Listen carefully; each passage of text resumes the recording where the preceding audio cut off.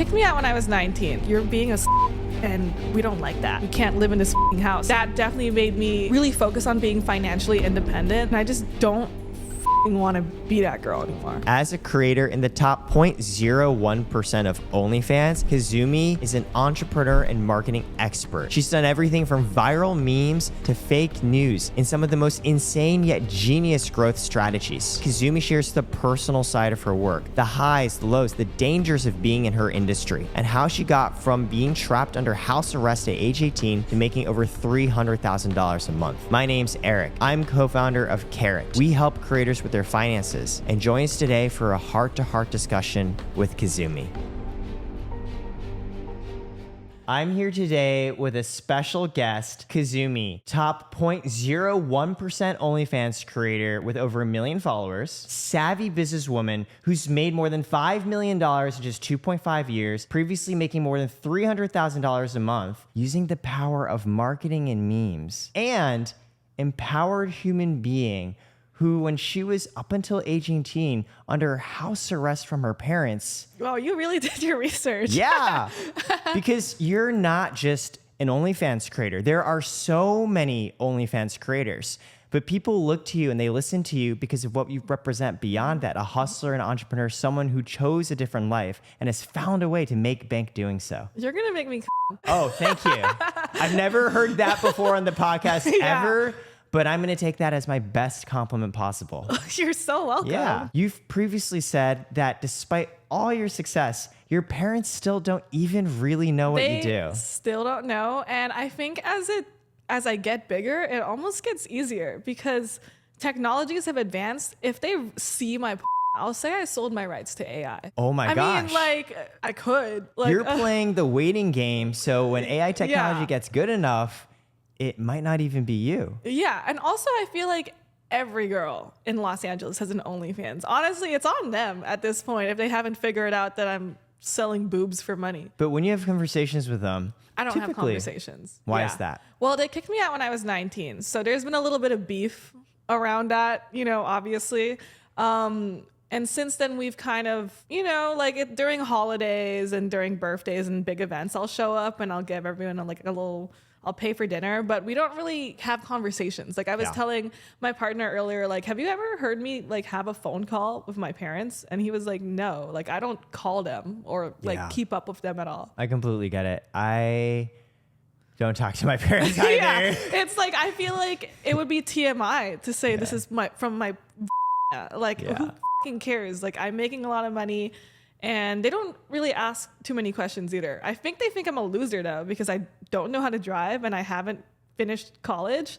So I feel like every time I see them, they're always like, when are you going back to school? And I'm always like, no. Yeah, which is absolutely insane. Yeah. Because I remember you went to community college to study film. Right. Now, that's obviously helped you be successful in what you do today. Yeah, I'm a filmmaker. Yeah, you're a filmmaker. Well, your combination of skills, being a filmmaker, also being proud and aware of your sexuality, and having a marketing background, there are very few people in the OnlyFans space that have done every single one of those three things.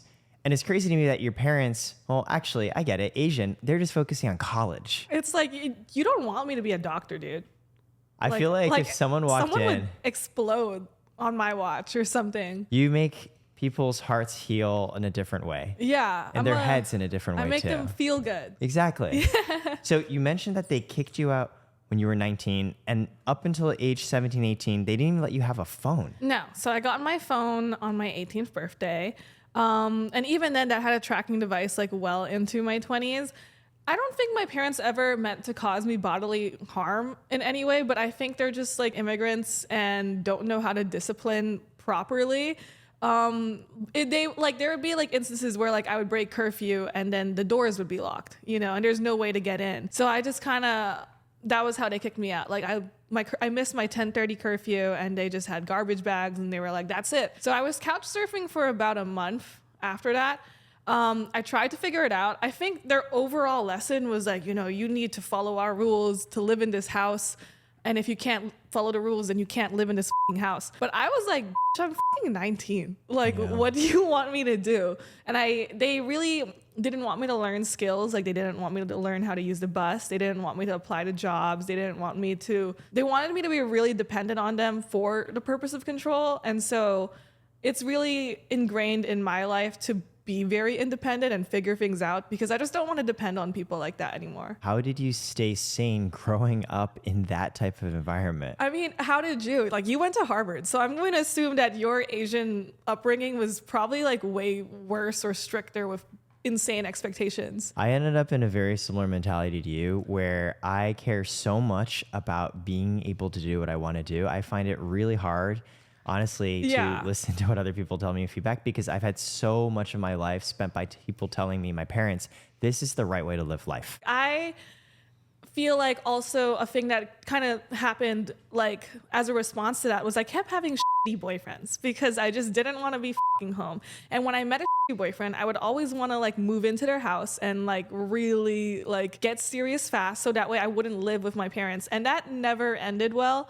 And that definitely made me like really focus on being financially independent. Like there's no hate towards the people who are able to depend on their men like that, but I just will never look at men and see them as a provider. I think I've read a lot of what you look for in a partner. It's shaped by how you learned to receive love as a kid. When I think about love, I think about like, I want to be wanted and I don't want to be needed. I don't want, I want you to know that you can always leave at any point. You just wake up and choose to be with me because you want to. When I feel like someone needs me, it gives me a lot of anxiety about how much they actually love me or care about me, because like, I feel like a lot of their decisions and the way they communicate are clouded by the fact that they need me to stick around. The framing is, I want you to need me because you love me, but not love me because you need me. Yeah, like I'm okay with one day outgrowing people in my life because we don't want to be around each other anymore, and I don't want like something like rent or a child or a marriage or something like that to tie me to someone and make me and control my behavior that way. How did you begin to break out of that pattern where, hey, I feel if you're literally being locked out of your home by your own parents, it makes a lot of sense to seek shelter when you can, which could be boyfriends. Yeah. How did that start to change? It happened twice. I had an ex that would cheat on me when I stayed with them. And I was like, dude, what the f? And I would just wreak havoc in the house. So they would kick me out. And then I got another boyfriend. I moved in too quick. He cheated on me. I got really upset and he kicked me out again. And I also have always wanted to be ethically non-monogamous. Like I've always preached like polyamory and just being in an open relationship. And they both wanted to be in monogamous relationship styles. So for me, it was just kind of like an obvious control thing. Like, like I can f other women, but you just can't, and you can't be upset about it because, you're under my roof, which is exactly what my dad and my parents were doing with me before that. And I feel like that made me really like look at the careers in my life and be like, I need to make sure that this doesn't happen again. When you were thinking through, hey, I need to have more independence, and that comes from financial stability, you considered filmmaking, marketing, cooking, writing. I think I'll never forget this moment. So I went to a community college for film. And I would, habitually get sugar daddies every now and then because I wanted to be available on set, and pay my dues, because everyone knows film doesn't pay. And especially when you're a PA trying to figure it out, you do these long hours and you have to drop everything you're doing. So sugar babying was a perfect way to just live, especially in Los Angeles and have money. And I remember this one sugar daddy, Uber Black. I'll never forget. It was an Uber Black all the way to Marina Del Rey. And he was like, do you want a drink? And I was like, I don't drink. So he got me a Coke. By the time I finished the Coke, all we had done was talk. And he gave me $300, which was huge for me at the time because I was also working at Shake Shack. Then he sent me home. And I kind of was like, wow, I want to be a sugar daddy one day. I want $300 to feel like $3 to me. And it kind of does feel like that right now. Like I like feeling like $300, like I don't care if I drop that on the street. I don't want to. It's not my goal. But I wanted to feel financially free to just do whatever I wanted without having to explain myself to people like that. And how did you choose film in the first place, knowing that it's not necessarily a lucrative profession? I wanted to be a screenwriter. I didn't know it was not lucrative at the time because I was dumb.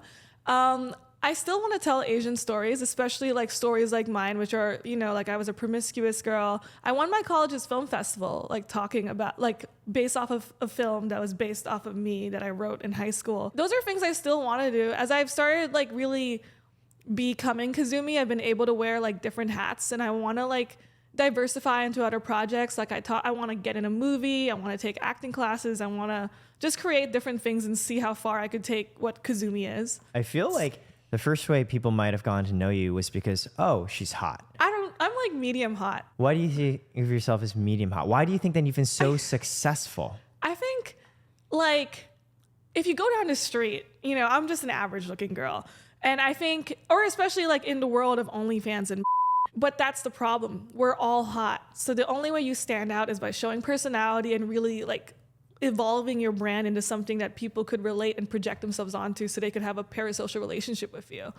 Yeah, like I think like when I think really hot, I think of like Autumn Falls and like Sky Bree, and like they all work really hard, but I think like they're hot in a way that if I saw them on the street, I think I would drop like my like I would be like, oh my God, you, like I can't believe this. And I feel like that kind of like chip on my shoulder has pushed me to like do podcasts and get creative with my marketing, because I just don't feel like a picture is gonna do justice for me. Yeah, you're like, hey, maybe I can't win on looks alone, but I'm gonna win on my story and who I am and my personality. Yeah, and it's funny because every girl has a story. I think it's just about sometimes just not taking yourself super seriously. Like I've done a lot of podcasts and I've said a lot of stupid shit, but I don't care about looking stupid, you know, like if I made a mistake, I at least have it on the record that I'm willing to change and like grow from the things I used to say. To go from someone who grew up very controlled, likely you were probably not exploring your sexuality when you were growing up until age 17, 18, to literally making a living off a combination of your body and your personality. What were those like mental unlocks that helped you change from who you were with your parents to who you are now? Or were you always like this? I was always terminally like, I think I lost my virginity in high school. I had a secret boyfriend from like ages 13 to 17, and I would give him head all the time. I think I was than most, for sure. I think a lot of stars and OnlyFans girls will tell you, you know, I was definitely bullied throughout high school for being a promiscuous girl. Like I was definitely shamed. When people are like, oh, you stars are so nice, I'm like, yeah, because we've been bullied our whole lives, you know, for being, you know. I think people like, even now, like when I hang out with my friends, like they'll be like, yeah, we're so proud of you. I could never do what you're doing. There's always like a slight jab at like, what you're doing is really crazy and I could never subject myself to something like that. I think even in the context of comedians, like comedians are funny, but then you have to ask yourself, why are they so funny? Are they happy? Yeah. Have they just been trained by society and their friends and the family that I'm only going to get loved and appreciated when I make people laugh? And so that's how you get better at making everybody else laugh, because you need it. I remember I had this like phone call with my friend in college, and I remember being like, dude, because they kept having interventions with me. They kept being like, you're being a and we don't like that. And it wasn't like I was husbands or anything. I just was like a girl, and I was college age exploring my life. And I remember being like, what if I want to be a and my friend was like, what? I was like, is it such a bad thing? And he was like, yeah, it's a bad thing. And I was like, but why? Like, why? I'm not hurting anyone. And he was like, you know what? Yeah, you're right. I mean, it's just kind of weird, you know, that you don't feel bad about it after the fact or whatever. And I was like, I don't feel bad. It's just a thing I want to do. I've said it a lot in a lot of other podcasts, but when I was 19 or like around, before I got kicked out, LOL, I started throwing sex parties with my friends. And I was really lucky to enter like the kink underground of Los Angeles through safe friends who let me explore my sexuality in really safe ways without making me feel taken advantage of or exploited for being 19 and Asian and relatively inexperienced. We started sprouting our own sex clubs in different parts of town every week, getting new people to come on board, because I wanted other people to feel that way. Like I wanted other people to feel like, you can explore all these things and there's nothing wrong with it as long as it's safe and ethical and consensual. It was called Haven. So that was like because I wanted it to be a safe space to fucking be a I feel especially, not only is there general societal shame and judgment against women for being sexually open and interested, there's also the element of Asian American. Yeah. Where like, I literally didn't learn what sex was until like, I don't know, late high school. Like, you didn't know what sex was? Yeah, like I never even kissed a girl until I was like late in college. Oh, wow. Because I mean, my parents would explain to me how important it was to get like a job and stable financial income and never literally anything else outside of that. Yeah, I think there's like a good balance. It's like, I don't like, it's nothing should consume you, but I feel like I controversially don't believe, for example, that like sex addiction is real. I think a lot of it is just how we are told to think about sex and having a lot of sex. As long as you're doing it safe and consensually and it's not getting in the way of your career goals, like it's just a thing people do. So you're going through this entire experience, learning and realizing your own sexuality and turning that into this mentality of like, well, I want to build a haven for people. I think other people should learn to appreciate this as well. You're in college. You're a film student. Your parents have basically disowned you. So you're almost living like two lives. Yeah. And like, how did you support yourself even just being kicked out of home as a student in the film industry?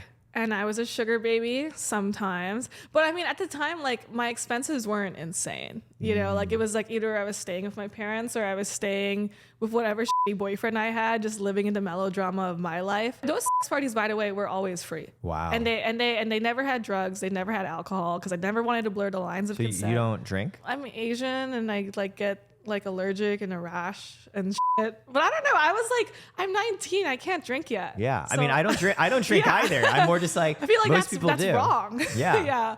I mean, I don't drink now. I don't have the acquired taste for it. And I would need like Pepto-Bismol and it would be a bummer. Team sober, you and me. Yeah. I mean, I like to smoke weed now. Yeah. Which is why you're invited to my weed lunch. Yeah. Yay. For those of you who don't know, Kazumi is hosting a collaboration with a weed brand where their product, it's going to be in stores. People are going to be able to go in and buy, and it's going to be with your likeness. It's going to be a normal party. It's at a weed dispensary. So we're at the mercy of what this venue allows, but I'm trying to sneak a live sex performance. Wow. No, because I've always wanted to like cuck a fan, you know, where like all my fans are in the audience and I'm on a platform and I just get and, because they all watch my hopefully. I kind of love this is like the duality of woman where you will simultaneously like cuck a fan, but also I know you literally paid for a fan's rent. I have paid for a fan's rent. And so it's like both. I will cuck you, but I will also take care of you. Yeah, no, I love my fans. That's so cute. I think cucking is taken care of. I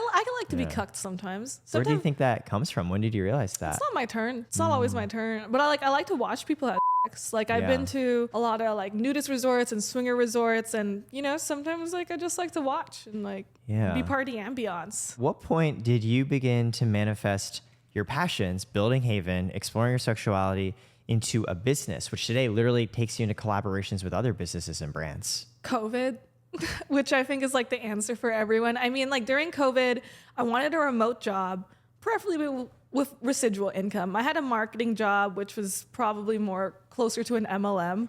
Oh, wow. Wait, what did it sell? I was giving out free phones to people on low income benefits like EBT or Medi-Cal. I would go door to door. I would go to the projects. I would go to Skid Row. I would go to tents, and I would just offer up these services to people in need. It definitely taught me rejection because people do not want to be bothered. Like I would be at the welfare offices like from Monday to Saturday. I think it was an important chapter of my life. I did it for 3 years. It wasn't necessarily social work, but I was always around people who were in really dire situations and who obviously had a giant mistrust in the government and in the program. And so I feel like it's a big part of my life that's kept me grounded, even though I make a lot of money now. Like everyone is way closer to that than like being unlimited You remember rich, meeting people who were literally almost out of money completely. And there were people struggling without any money, without shoes, like living in Los Angeles next to a skyrise. I will always sympathize with those people. And like, I'm not always like super vocal about my activism, but I definitely believe that, Los Angeles, we could do more. Yeah. Yeah. This is really up dynamic where you could be in West Hollywood or the Palisades and run to millionaire houses and then go to Skid Row an hour that way, and it's terrifying. Like you An walk hour in the streets. because you're in Los Angeles. Yeah. I know, because of traffic. Like you're out there and you think you might die. The way I like judge my friends is like, you know, I kind of judge them if they say like a totally bigoted joke out of nowhere. Like if because I live in downtown. And so sometimes people will be like, ew, like those like homeless people are there. And I'm like, who f***ing cares? Like they're not in your face really. Like I worked with them. I've been in their tents. Like a lot of them just want to make it to the next day and, you know, just hopefully just keep figuring it out. To your point on how important financial independence is to you, you were kicked out from your parents' home. If you didn't find a way to support yourself, Yeah. that could have been you in a different world. Yeah, and I understand the privileges that come with me, you know, being a girl in Los Angeles, being able-bodied, being totally neurotypical. And then another thing too that deeply affected me was when I got kicked out. I lived in a co-op for a month or two, and it was a co-op of queer people. So it was almost all like trans and queer and non-binary folk all living in this house, and it was 30 of us living in this house, and we would all like sleep on the floor, like in like little futons. You know, it'd be like the living room would have like 30 people, and we would all pay $10 a night. So I have a lot of sympathy towards those people, you know, like I feel, whenever like my friends talk about any marginalized group, I'm like, it could be us. It's like, why are you doing that? And even if it couldn't be us, who fucking cares? Everyone has the right to figure out how they want to be. Like I suck for money, you know, like we're in a ridiculous world, and let's just do what makes us happy. There's a concept I learned in school called John Rawls's veil of ignorance. It alludes to what you just said right now. Like that could have been us. His theory states, if you want to figure out what is moral and just in a society, operate behind a veil of ignorance. Say we're trying to figure out the rules of how society's going to work. None of us know the person or position we're going to be in. It's like, hey, you could end up as the homeless person on the streets. So not knowing that you might end up there, why not construct a society with rules like, hey, don't be an asshole to homeless people. Yeah, like support them, try and educate them. Because Literally. the concept is you could be them. Yeah, that's definitely a thing as I've started getting in like wealthier and wealthier circles that I definitely look out for, because it's, you know, people like to talk Los Angeles, but I'm from LA. Like I grew up out here, and I also grew up working at the welfare offices of Los Angeles. And LA has so many pockets of community where anyone can be whatever the they want at any point. And I always, you know, I think the bravest thing you can do is just chase joy. You know, whether you want, like, for example, like I'm super bimbofied the up. Like my ass is fake, my tits are fake, my face is fake. And those are gender affirming surgeries, you know? So I don't care if someone wants to look more like a woman. Yeah. You know, like, or if someone wants to like shave their head and get tattoos everywhere, it matters nothing to me as long as they're happy. Seek joy. It's what you wanted to do. So let me do it. Yeah. And it doesn't hurt anyone, really. Yeah. No one knows necessarily what's the right way to live life. So do what makes you happy. And then it's important is make a society where people can just tolerate and respect the different choices that other people make. That's why I love Los Angeles, because sometimes when people like shit talk LA, I'm kind of like, look, I'm like a sex worker, and I'm an out sex worker, and I have like a bimbo body, and I'm like polyamorous, and I'm all these things that people hate everywhere else in the world. And I'm in my bubble where people respect me and know that that's not the most interesting thing about me. Like when I think about like going to some other place, I don't know. I always have to think about like how much of myself can I be? You know, like it's like when my gay friends want to go to a certain country and they're like, oh, I don't think we could have PDA. Yeah, it might like be scary. Yeah, like I want to know how much of myself I can just exist freely in this world. I also love this concept where partially why you're so successful is because you're smart from a marketing perspective. You speak well, you join podcasts, and so in a way, people respect you. Additionally, because of that, ideally, we live in a world, though, because there's so many sex workers who don't have those same talents as you when it comes to representing and speaking through what they've been in. Ideally, society would respect them. It shouldn't be, oh, you make $300,000 a month and you're a marketing genius to be respected if you're a sex worker. It should be, well, you're a human being, and that accords a certain level of respect right there. I know. I've hesitated to like talk about my income recently because I felt like that was like becoming like what I was known for. I mean, I was known for a lot of weirder things before, but I was like, you know, all of us matter. You know, I feel like sometimes people like let me in the room, and because I'm like a wealthier individual, they feel free to like talk about like my occupation, about people who don't make as much or aren't as conventionally attractive. And I'm like, dude, we all get somehow. Like who fucking cares if someone was an escort or if someone, like we're all sex workers. I'm happy to see, I wouldn't say I'm leading the charge, but I'm happy to see more sex workers getting in front of like safer workspaces. Like when people say that my job is easy, I'm like, look. Oh no, your job is super hard. Yeah, the social stigma is crazy, but you get no brand sponsorships, you get no deals. You're living off of simply your brand, your personal brand. And once people decide they don't like that, you're fucked for a second unless you figure it out. Like I'm not selling any product besides my scenes, and now my weed. So like it's like a lot of people couldn't do this. It's not just about being hot. It's about becoming a character and like having so many people feel into that for some reason. Like you're literally in your 20s and you're like, hey, I have to get people to care enough about me to pay money. When everyone in LA is hot, how do I show off my personality? I will say, like I mentioned earlier, I'm making a lot less than what I was making a few months ago.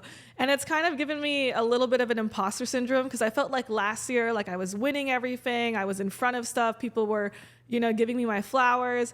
And I wouldn't say OnlyFans for me has kind of like lessened a little bit, but I would say I've started looking at diversifying my brand a little bit because I do want those brand deals. I do want other opportunities. I would like to get in a movie. I would like to be the face of a company. I would like to do other things without that always taking my nuance away, Not that it does, but it does for a lot of people. And I always want to keep what Kazumi is at her core. It's like she's a but why can't change the world? It's like this really weird tension where for people to become initially interested in you, there's like this salacious, like, oh, she does sex work. And then they like give you respectability because they're like, oh, but she's smart and makes a ton of money.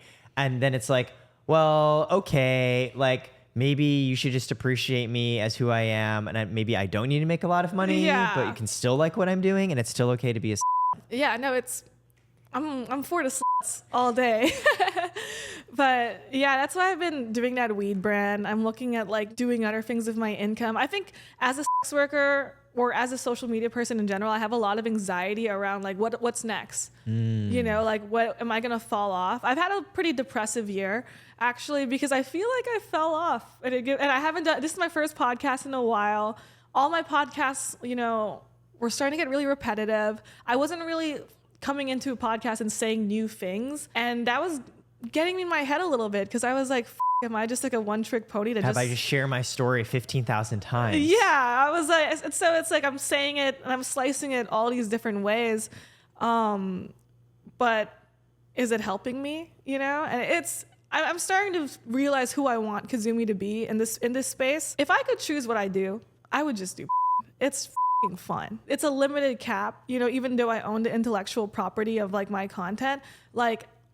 Again, you have to stay culturally relevant, to make that money. So I've been looking at other ways to make money without having a personal brand attached. Wow. Which is a challenge to me. You mentioned that as you've diversified outside just porn to like show off your creativity, your OnlyFans income has dropped. You said that you've been feeling really down about it. How do you think of your self-worth, right? Like, what do you think of brings you meaning? Like, this is who I am, even if no one else is looking at my numbers. My friends will say I'm like a victim of hustle grind culture, but I would argue, like it's gotten me this far, and I like to be obsessed. When I was doing that marketing job, giving out free phones to those low-income people, I was fucking obsessed. When I was in film and I won that film festival in college, I was obsessed. And I haven't been obsessed this year. You're figuring out what you want to be obsessed around. Yeah, I'm like a person that likes to find a project and grow it. And I think entering the mainstream world of influencing it's scary and it's not pioneered. I mean, other sex workers have done it. Mia Khalifa, Lana Rhoades, they've existed, but I feel like they've had to abandon their sex worker identity. Mia Khalifa only did sex work for a very brief period of time. I know. Like Lana Rhoades is kind of more on being a mother now. Yeah, like I would like these things to coexist because that's the whole point, And when during AAPI month, I think what really made me snap was the way I was not invited to any galas. Like any Asian American history like influencer thing. I was not invited to any of it. And I think I've done a lot for the Asian community. Yeah, I would argue. No, literally by just existing and talking about it. Yeah. But I feel like, especially with our culture, there's a lot of respectability about like, there's videos of you getting pissed on. Like, we don't want you to represent our brand. And I understand that brands have rules and regulations, but I also like exceptions are made when you're really great. And I feel like I've just been kind of lacking this year. I feel like there's this really deadly trap as an insecure overachiever where, hey, I'm going to be obsessive and work really hard on this because life fucking sucks. Oh my gosh, it's doing well. People are giving me respect. Yeah. Maybe I do matter. Yeah, I'm growing my self-confidence. Oh no, what if the thing that brought me that self-confidence starts to fade away? Am I again? Yeah, that's exactly how I felt. Because I remember my friends, throughout the year, the whole last year, all of them were like, you're going to burn out. Like, I would wake up, I would go to the gym for 2 hours, and then I would get ready, do my hair and makeup. I'd be out by 12. I would probably do a photo shoot. I'd probably do a podcast. I'd probably do a stream, and then I would do a scene. I would do like 3-4 things a day, but like for like months on end. And like I would come home and like at 11 p.m. and have my first meal of the day. And I'm happy I grinded because I definitely have a lot to show for it. Like, I've definitely become like a cultural character. I felt like it definitely was at the expense of like my immediate joy. I kept saying like, well, what if I stop? I'm going to lose my momentum and I'll have to start all over. And it does feel good to have people like me, It's like the best feeling in the world when you're on the come up and everyone wants to ask you, how did you do it? And then you're like, oh, wait, but suddenly everything that I talk about and everyone what people know about me, it's not like it was before. Yeah, like it was kind of like there was a continual like, what's next? What's next? I started realizing I was saying the same on all my podcasts, which is why it took me a while to get here because I finally had new material. But I just was like, I need to go forward. I need the plot to go forward.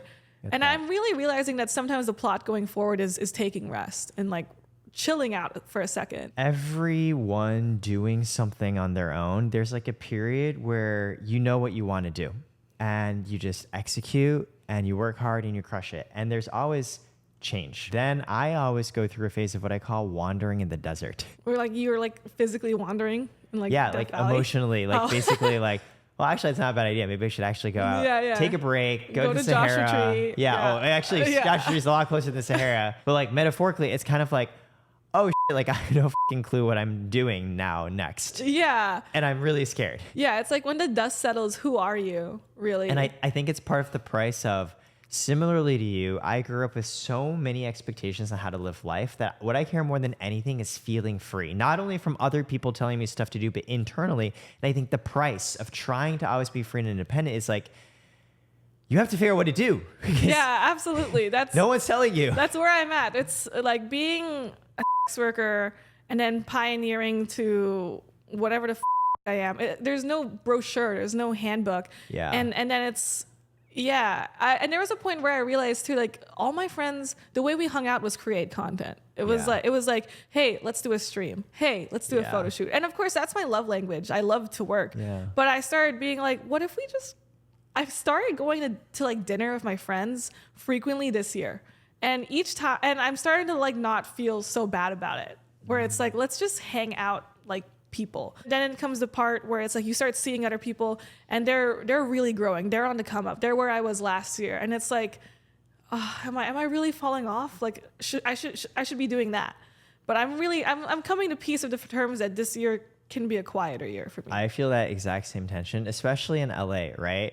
I'm friends with people that I do business with, and I do business with people that I'm friends with. Yeah. And so it's very easy whenever I do anything, like I'm genuinely getting to know the person, hanging out, having fun. And it's also like, oh, it's content. Yeah. Right? It's fun, but it's like, I don't know. I started saying no a lot. Yeah. I started feeling like, I'm saying no. And then like I would miss huge opportunities. You feel FOMO. Yeah. And then it would go viral or like it would make everyone a lot of money. And I'd be like, I should continually say yes. But then I was realizing I was saying yes to a lot of things where I was helping them more than they were helping me. And it started feeling like, I wouldn't say like this, I don't want to just be friends with people of clout. That's crazy. Sure. But it was like, I feel like, like I'm giving you a lot of me, and like what do I have to show for it? Like a video that has like no views, you know, or like a video that's like super edited. Like if you want to work, it needs to be worth my time, especially with collabs. Yeah. Like collabs are really funny because it's like, you know, it's work, but it's still like, hey, do you want to and I felt like I was saying yes all the time, and then I realized like I don't need to keep making a million collabs. I think I just want to have sex for fun. Like, and that's been a freeing concept for me this year too. The thing that often starts as a passion, as it becomes monetizable, ends up hurting that passion in the first place. Yeah. Where like you liked having sex for fun, and then during COVID you found a way to make it into a business, and now you're like back to like, well, wait, can I just do it for fun? Yeah. And it's the catch-22 of like it's familiar. I know how to make money doing but like a lot of OnlyFans girls don't do and they make way more money than me without I wouldn't say trying this hard, but without this much time and energy spent. Like they just have better strategies, you know, while I feel like I've been fucking off, like I'm realizing that other girls have been using a different strategy to make this type of money or like investing in this type of thing, and now they're making like 300,000 a month or 300,000 a week, and it's just like, what the I feel like an old fart. Like I feel like I like missed the boat somewhere, and now it's like catch up. Like what? Like, but I can't do anything else. What do you mean you can't do anything else? I feel like I'm always going to be in the social media circuit. You know, at some point, I would like my brand to not always be Kazumi. You know, obviously I'm doing that weed thing and I'm doing like other things, but my money's gonna be from the internet. Yeah, you know, I don't physically imagine myself doing another job interview. Yeah, like this is the path you want to take. And you said that money gives you financial independence. I got to ask, so say you're making $300,000 a week or $300,000 a month or $300,000 a year. What meaning does that change for you to have this much versus that much versus this much? For a long time, and I haven't hit it yet, I wanted to make a mil, like a mil a month. And I had friends actually ask the same question. They're like, what is actually the difference between making $250 a month versus a mil a month? First of all, a lot. What? But like mentally, I feel like with sex work especially, there's a lot of insecurity. I'm also not the most financially literate. Like I think I'm investing and saving my money correctly, but maybe I'm wrong. Maybe I'm gonna owe $1 bajillion in taxes. Maybe next year, or you know, I live in California. What's gonna like, you know, what if OnlyFans shuts down, but I still owe $1 million in taxes? I think for me, it's the security that I can continue to be free, and it's like I'm working to be free. Am I really free? You know? Dude, that was a bar drop. Yeah, truly. Yeah. You never want to go back to where you ever were before. Yeah, I think about that girl, and I just don't want to be that girl anymore. The desire to change and improve and never to go back there is in its own way restricting your freedom. Yeah, I'm learning to take trips and leave and off, and that's been a good healing thing for me. But then sometimes I think like, am I taking too many trips? So he's like, oh no, what if my income continues to fall off more? Oh no, what if I'm no longer financially independent? Oh God, do I go back? Yeah, those are the things that definitely keep me up at night. Especially like, you know, for me, like I want to continue my lifestyle when I have kids, but I would like to kind of not work when I have kids. You won't have the choice. And you think about what you want to do next. Say someone came to you and said, like, here is $1 billion. Would you stop doing what you're doing? Oh, $1 billion? Yeah. What the hell? I think everything has a price. I think $1 billion would be cool. I would stop what I'm doing for money, but I would still be having sex. Yeah. Like if someone gave me $1 billion to stop having sex, that's kind of whack. Right. Because that's something you want to do. Yeah. But it's more just removing the financial need to do it as well. Yeah. No, I think $1 billion will stop most people from doing anything. That's fair. And like you talk about never wanting to be back where you were before. If like 16, 17-year-old Kazumi was here right now, like what would she think and say looking at you now? And like, what would you tell her? She would think I'm fucking cool. I definitely am like what 16, 17-year-old Kazumi. I'm definitely her role model. If I could tell her anything, I would say, look, it's none of your business what other people think about you. Just full send it, just go and stop dating those guys. they suck. Just become financially stable without suffering. That'd be cool. You made it out. Yeah. I wouldn't say I made it out because I was never like broke, you know, like my parents were, I don't know. It's like one of those things when people talk about your childhood. It's like, I always want to say, well, my parents weren't abusive and we weren't poor. My mom was a nurse. But my they dad also like literally kept you under house control for like 17 So I 18 had my years. own difficulties, but and it was more like just a discomfort of my lifestyle. Like I wasn't going to be whatever they wanted to be. I'm not going to be a nurse. The world doesn't need me as a nurse. Yeah. Yeah. I get that. So I'd like to play something with you. Oh. It's based on the concept of 36 questions to fall in love. The New York Times wrote an article about this study. They took randomly selected pairs of people. They ran them through these questions all around vulnerability. I'm going to share something. And reciprocity. Please don't on it. Please share something back. And at the end, many of these pairs became good friends. One pair ended up dating and getting married. Oh, cute. What if we get married? Well, then your partner, who is currently watching us off screen, will at least know why. He'd be like, damn this game. He's like, I got to watch as it happened. So the way it works, there's 3 levels of question from level 1, level 2, level 3. We'll do a couple from each. And I'm first going to count down from 3, 2, 1, and we're going to make eye contact. The first person who looks away or just blinks, they're going to pull the first card. I have dry eyes. I have very dry eyes. So we'll see who has the drier eyes. Okay. So 3, 2, 1, go. Are you trying to like intimidate me with a smile? No.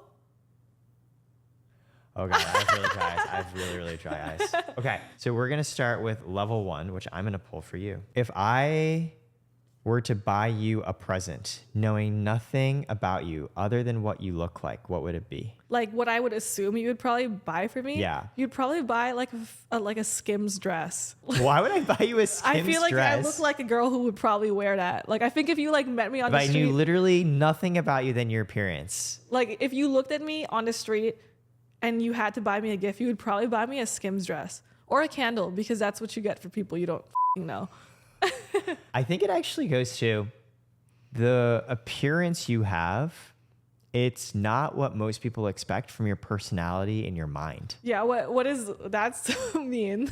You're a bad business. You're super smart. You've marketed your way to a business that generates 7 figures in ARR. You know how to brand yourself. You come on these podcasts. We keep having you on because you're eloquent and you speak well. Knowing what I know about you now, what would I actually get you? Okay. Probably a combination of 3 things. So number 1, I'm a big fan of therapy. You give me therapy? So I'm going to get you You'd be like, you a need fine, therapy. excellent therapist because I have a therapist that I see every week. And I think at a certain point, it's almost like a coach for your mind. Yeah, you're very grounded. Thanks. Lots of therapy. Yeah. 4 years, weekly. Okay. I think the second thing is probably just a day of forced relaxation where we take away your phone and you're not allowed to do anything. That would make me like, not relax. Yeah, but like we're going to like put you in a spa with your friends and your partner and like give you massages and just like distract you with all the fun things you can do and chill and hopefully give you 24 hours without thinking about your phone. So I just came back from Peru and Yeah. I was in the Amazon rainforest because I was having my my quarter life crisis, and I was in this resort that had no Wi-Fi and I was going crazy. I was like, I'm going to miss everything. Like You're just dying. I was just like, I'm gonna miss my deals. Everyone's gonna find me unprofessional, and then I just lived and it was fine. I you made it still out. don't prefer that. I think the third thing, which is an impossible gift, but this is a hypothetical question, is just reassurance from your future self that like, oh yeah, you totally figure out the next big thing and it's gonna be Okay, awesome. I don't end up homeless. That's No, you cool. don't end up homeless. Okay. You end up just telling yourself, oh yeah, and you actually totally change not just the specific work you do, but also the mentality of, oh God, am I gonna end up back where I was before? Yeah. Okay, now it's your turn. You wanna pull a level 2? Okay, I pull a level 2. Yeah. What is something you wouldn't want to change about yourself? You know, I go back and forth on this a lot. I'm a relatively anxious person. I'm a sensitive person. Really, you don't seem Yeah. anxious. You seem chilled out. You should ask my good friend Linda, who's watching us off stage. Before you came in, she thought I was like legitimately a crazy person. I think I screamed into a pillow at one point. Yeah, she's Why? nodding her head. Because of all like, I was just like really excited. I was like, oh my God, I've seen Yay. Zumi. I've gone dinner with her. I'm gonna like get to know her better. And I'm just this very sensitive person. Like right now, I'm like tuned in entirely on you. Like no one else. Sorry, Linda. Sorry, your partner. They don't exist. It's just like kind of. I guess it's emotional intimacy. Yeah. Right. And so like that sensitivity, for a long time, I wanted to change it because it would often lead to anxiety. It'd lead to me doing crazy things like screaming into pillows or like worrying about everything. And now I'm like, you know what? I'm not going to change it because it's also what makes me me. And it's been crucial to so many of the relationships I've gone to build. Like it's the same thing that lets me focus on you entirely more than anything else in the world right now. Yeah. It's that sensitivity. It's nice to know I matter like that to you. 100% you matter in your story. What about yourself? What's something about you that you would not change? I'm intense, you know, like when it comes down to it, I'm an intense person. I'm a solution oriented person. Like I can be a little scatterbrained and I can be a little crazy, but I'm going to do what I say I'm going to do. Like if I say like, oh, I'm going to get you a gift later, the gift is I'm going to get it to you. You know, if I say like, this is going to happen, we're going to do it. I like that about me. I'm a pretty intense person. I think sometimes I feel like I have to prove that because people don't think workers are going to be intense, but off. Yeah, you're basically, it's kind of crazy because you're almost single-handedly changing the image of workers through content. Oh, yay! Like, yes, we talked about like Lana Rhodes, right? We talked about like, for them it's a little different because they're not doing it anymore. You're still actively doing it. Yeah, I just got here. And you're evangelizing on behalf of the industry, being like, I'm way more than just a sex object. Like you are a sex object because you've like that, but you're also more than just that in this interesting, like paradoxical combination. I know people will sometimes, a friend of mine told me today, like, dude, you're like becoming this pop culture, like, like thing. And I'm like, I don't get it. Like, I'm like, cause I suck and I said shit on podcasts, but so and there's always that imposter syndrome. I'm like, I don't know what my impact is right now, but because you say, oh, you just suck. But like, there's so much shame in our culture around, oh, let's talk about sucking dick. Yeah. Even like privately, intimately in a relationship. And now you're like, oh, and I do this for money. Yeah. But let me tell you why. Yeah. Like, and I love to do it. Exactly. Like there's almost this weird standard. It's like, oh, but okay, fine. She does it for like her job to support herself. But you're like, no, but I also really like it. And then it's like, that's been an interesting thing hearing some girls on talk about in podcasts where they're like, this is just a job and I don't really like to do it, but it pays the bills. And I'm always like, what the f? First of all, I don't know how someone can get into without like a gun to your head and just be like, suck for money for years and years and years and not like it. But it's like, you're no longer in the survival mode. Like, it's just like, you could just do it because it's, you know, like when you get on set, it's so full of consent and like, especially like in enthusiastic consent. Like, it's just like, I don't know. I like it. I love to do it. I think it's fun. And it matters as much as you tell it yourself it matters. I love that. Different version of that question. What's something that you do want to change about yourself? I wish I knew more. I don't know if that's like a real aspect. I wish I just knew more about, I knew where to go. I think right now it's like everyone is like, hey, invest in my startup. Or like, hey, sign on to this. Or hey, get on to this agency. Or like, hey, represent this. And I don't know if I'm making the right moves. You know, or someone will be like, hey, put some real estate down here. I don't f***ing know. I don't know how it seems like everyone else knows what to do with their money out here, or like what to do with business to prolong this like level of living. But I wish I just knew more. Like every time I talk to someone, I'm like, wow, I think I missed the memo. Like I'll have friends and they'll just be in all these events and I'm like, how the fuck are you getting in there? Do you have an agent? And they'll be like, no, I just, you know. It's almost because like you're so self-made and you see other people just like doing these things. You're like, did I in my own learnings skip that chapter? Yeah, I'm like, hey, can I get the invite to the like I get here like through the back door? Yeah, like there's a lot of imposter syndrome with that too, but I just wish I knew what to do next. Yeah, I think about that too. And one of my mentors told me, hey, in some ways, the fact that you don't know is also precious because if everything in life were easy, there wouldn't be meaning. There's probably meaning that you've given to yourself and your self-worth because you've done things that were really difficult to do. Yeah. And the journey right now sucks, but one day you'll look back and precisely because it sucked, it'll enhance your self-confidence even more that you did navigate your way through that. Yeah. I wish I knew what to do with my taxes. I wish I knew. Yeah. Like all those things like make my brain explode for sure. Also, side note, I think everyone's generally full of And Yeah. Okay. the advice they give you is usually based on what they did or what they wish they did or what they just kind of want you to do. Yeah. Like I wish there was just like Yeah. one overarching God that was like, Yes. hey, your next move should be this. Yeah, like what's the answer? What should I do? Yeah, like especially like with finance, like no one has Yeah. this same answer, and everyone thinks the last person I talked to is a f***ing dumbass. Yes, totally. So I'm like, did I just make a grave mistake? Like, For what it's worth, for a living, my company literally helps creators with their finances. And they come to us and they're like, oh, like, can you help me figure out the number one right way and thing to do with my taxes? And I've learned to be like, there probably is not a single right way because Yeah. it's so dependent on a combination of what you want. And like, no one exactly knows how the world can change. So one Yeah. person tells you one thing because they think the world's going to be this way. Another person tells you another because they think it's going to be that way. And that's what makes it scary. And that's what makes it hard. yeah. Yeah. There isn't an objective answer. Yeah, to I all want to this. learn how to speak that language for sure. Yeah. Okay, let's do another question from level 2. I'm going to pull it this time. Is there a feeling you miss?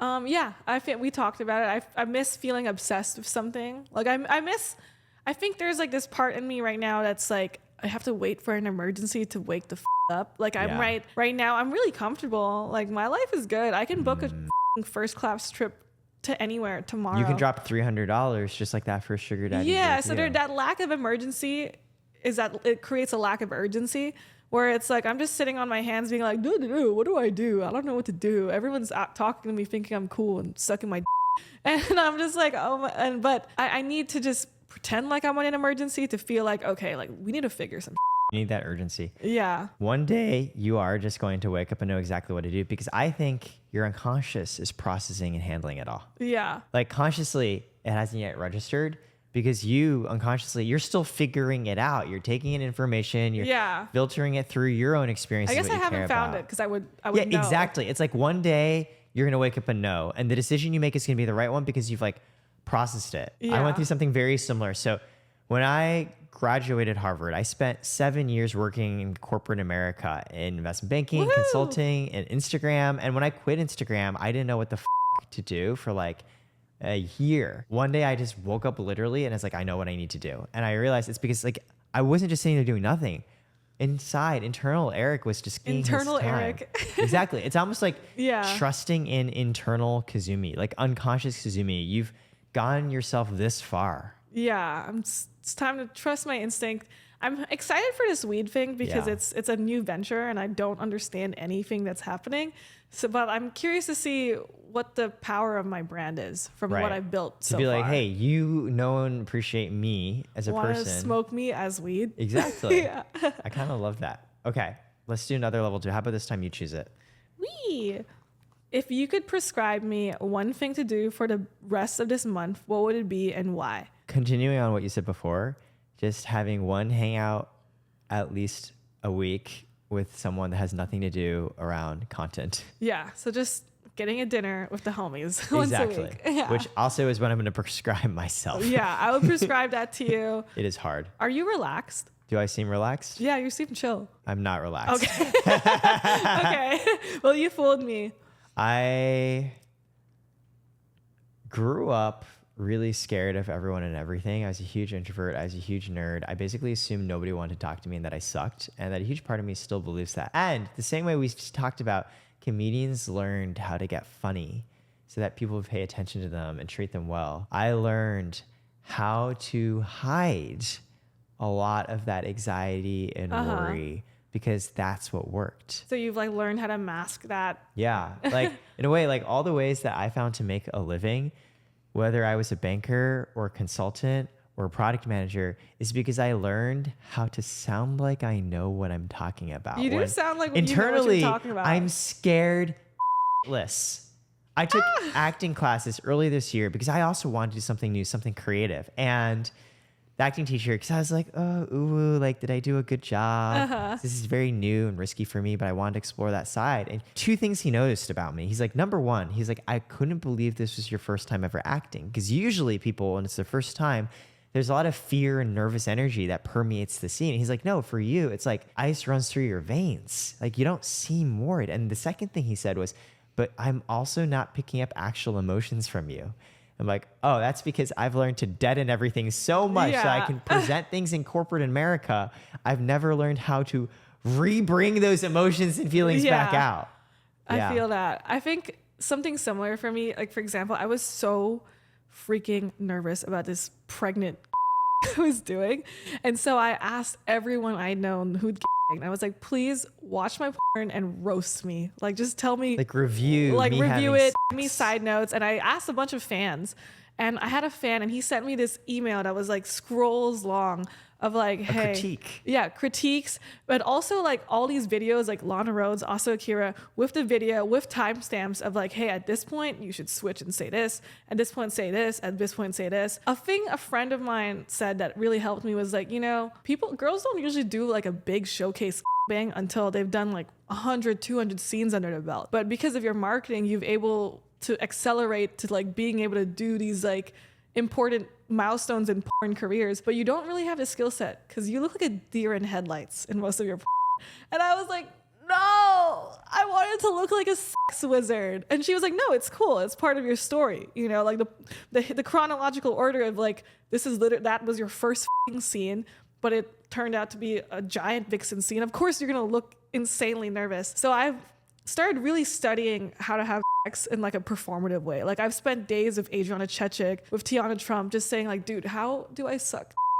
Like I want to look like I want to look like I step into Kazumi and she's cool and she knows how to ride and suck and knows how to be sensual. So how do you think of the Kazumi persona relative to yourself? How is she you? Is she a version of you? How different is she? Kazumi is me. That's a character that's like me. I would say it's obviously exaggerated for points. It's a person that I created at sex clubs to feel cool. Like I wanted to be Kazumi and I'm cool and I'm mysterious and I'm confident.